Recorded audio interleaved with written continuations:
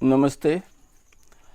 आज हम आपको हमारे वैदिक बीजगणित में एक नया अध्याय शुरू करने जा रहे हैं और वो अध्याय है हमारा घनमूल का। अभी तक हम आपको वर्गमूल करा रहे थे। आइए करते हैं घनमूल में। हमें अभी ये जो 3 व्यंजक दिए गए हैं, पूर्ण घन व्यंजक हैं, इनके हमें घनमूल निकालना है। इससे पहले आप ये सारणी समझ लीजिए, ये आपको याद होना चाहिए। इसकी विधि है विलोकनम। वैदिक सूत्र जो विलोकनम है, इसका मतलब होता है बगैर पेन कागज के देख कर ही आपको घनमूल निकालना है। तो ये जो सारणी देख रहे हैं ना, ये सारणी घन संख्या की इकाई है और इसमें घनमूल की इकाई है। तो आप अच्छे ध्यान से देखना कि जब घन संख्या की इकाई में 1 होता है तो घनमूल की इकाई में 1 होता है, और जब इसमें 2 होता है तो इसमें 8 होता है, इसमें 3 होता है तो इसमें 7 होता है, इसमें 4 होता है तो इसमें 4 होता है, इसमें 5 होता है तो इसमें 5 होता है, इसमें 6 तो इसमें 6, इसमें 7, इसमें 3, इसमें 8, इसमें 2, इसमें 9, इसमें 9, इसमें 0 और इसमें 0। ये है घन संख्या की इकाई और ये है घनमूल की इकाई। इसमें एक बात ध्यान देने योग्य है कि आप जो ये अंक देख रहे हैं ना, 1, 4, 5, 6, 9 और 0, ये जो है ना 1, 2, 3, 4, 5, 6 अंक, ये दोनों में एक समान हुआ करते हैं। और बाकी के ये जो है ना 2, 3 और 7 और 8, ये एक समान नहीं होते हैं। इनका परम मित्र अंक हुआ करता है। जैसे घन संख्या की इकाई में 2 आए हैं तो घनमूल की इकाई में 2 का परम मित्र 8 आएगा, 3 का परम मित्र 7 आएगा, इसी प्रकार 7 का 3 और 8 का 2 आएगा। और ये कम से कम आपको 10 तक संख्या और उनके घन आपको याद करना होंगे। 1 का घन 1, 2 का 8, 3 का 27, 4 का 64, 5 का 125, इस प्रकार से ये 10 तक है ना, 10 का 1000, ये आपको याद करना है। अब हम सबसे पहले, जैसा कि हम करते आए हैं, ये जो बीजीय व्यंजक है, इनका हम केवल गुणांक लेंगे। हम इनका अंक गणितीय मान लेंगे।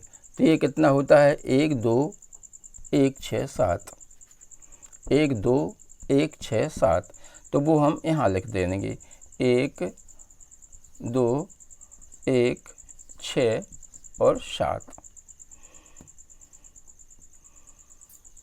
2, 1, 6 और 7।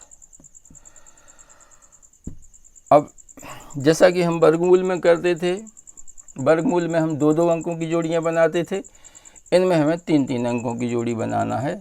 तो एक जोड़ी तो हमारी ये बन गई और एक जोड़ी 2 अंकों की बन गई। 2 जोड़ियां बनी हैं, इसका मतलब है हमारा उत्तर 2 अंकों में आएगा। तो ये जो घन संख्या है, इसकी इकाई में 7 है, तो घनमूल की इकाई में क्या आएगा? 3 आएगा। तो हम 3 यहाँ लिख देंगे।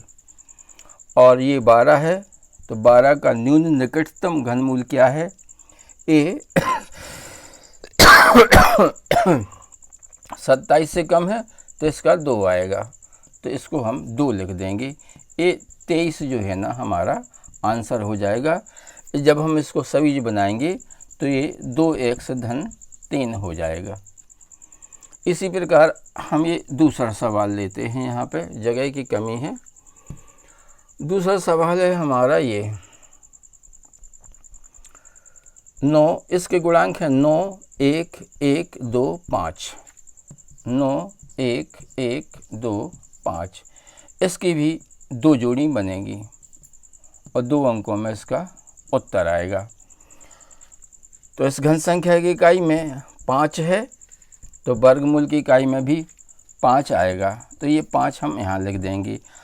अब दूसरी जोड़ी में है 91, तो 91 का न्यून निकटतम घनमूल क्या होगा? तो 91 कहाँ पे है? 64 और 125 के बीच में है, तो इसका निकटतम और न्यून लेना है हमें, तो ये 4 आएगा। तो 45 हो जाएगा हमारा आंसर। और इसको हम सभी जो बनाएंगे तो ये हो जाएगा 4x धन 5, ये हमारा आंसर हो जाएगा। अब हम तीसरा सवाल यहाँ कर लेते हैं।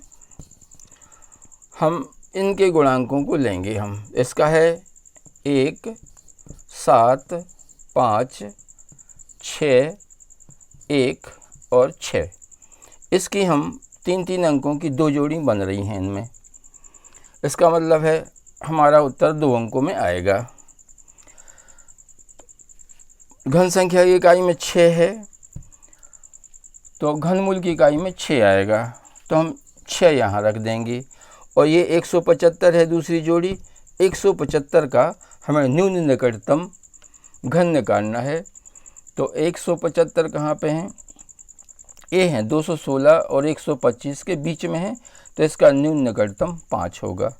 तो हम 5 यहाँ लिख देंगे और हमारा उत्तर आ जाएगा 5x धन 6। बहुत ही सरल विधि है, इसमें पेन कागज़ की ज़रूरत नहीं पड़ती और घनमूल आसानी से निकल आता है। आशा है ये विधि आपकी समझ में आ गई होगी। कृपया हमारे इस वीडियो को लाइक करिएगा और हमारे चैनल को सब्सक्राइब ज़रूर करिएगा। धन्यवाद। नमस्ते।